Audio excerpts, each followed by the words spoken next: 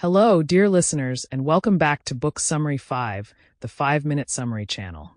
I'm Sammy, your host. Today we're exploring the motivation myth, how high achievers really set themselves up to win by Jeff Haden, published in 2018. At first glance, this book might seem like yet another self-help title promising to light a fire under your dreams. But Haden flips that idea on its head. His message is clear and bold. Motivation doesn't come first. In fact, everything you think you know about motivation might be backward. So let's walk through this idea together, so you'll feel like you've read it cover to cover. Haden begins by dismantling the popular belief that motivation is the spark that ignites achievement. You know that idea, that if you're just inspired enough, if the right quote or TED Talk hits at the right moment, suddenly everything will fall into place, and you'll chase your goals with passion? According to Haden, that's a myth. Motivation doesn't show up at the beginning of a journey. It shows up after action. It's the result of progress, not the cause. He illustrates this with a simple truth. The feeling of motivation grows once you start seeing results. If you go to the gym today, you might not feel like going again tomorrow. But if you go every day for a week and see just a little improvement, more energy, a tighter core, a clearer head, you'll want to keep going.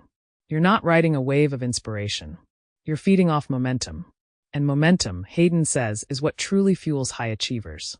So how do they build momentum? Through process. Haden is obsessed with routines, systems, and discipline. He urges readers to stop fantasizing about goals and start mapping the steps that will get them there. Want to write a novel? Don't dwell on being a best-selling author. Just write 500 words a day. Want to build a business? Stop dreaming about the IPO and start sending those first emails, making the first calls, tweaking your product. Break the big dream down into small, repeatable tasks, and then show up for those tasks every single day. That's the formula. Boring? Maybe. But it works. Haden also points out that successful people aren't necessarily more inspired or passionate than the rest of us. They're just more consistent. They're not waiting to feel like doing the hard work. They do it anyway. And over time, as the work adds up and results start to appear, they feel more motivated. They don't rely on feelings, they rely on systems. Discipline, not emotion, is their foundation. The book also dives into the danger of chasing motivation as entertainment. We scroll through social media, watch motivational videos, read quotes, and think we're getting somewhere. But none of that replaces action. Haden warns that consuming motivation can be a trap.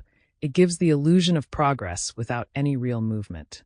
Real momentum only builds when you're actually doing the work, not when you're consuming someone else's story about doing it.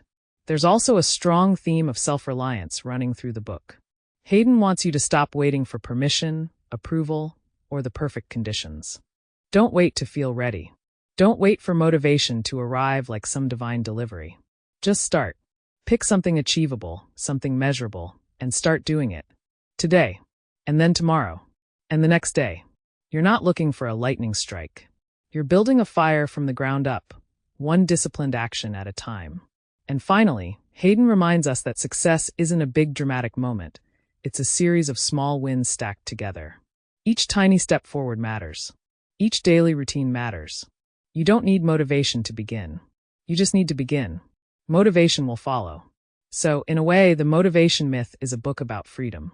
It frees you from the belief that you need to feel inspired before you act. It gives you permission to be ordinary, to be methodical, and still do extraordinary things over time. And it shows that the path to success isn't glamorous, it's consistent. Thank you for tuning in to Book Summary 5, the 5-Minute Summary channel. If this summary helped flip your thinking a little, be sure to subscribe, like, and share it with your friends. Until next time, happy reading, and keep moving forward, even when the spark feels dim.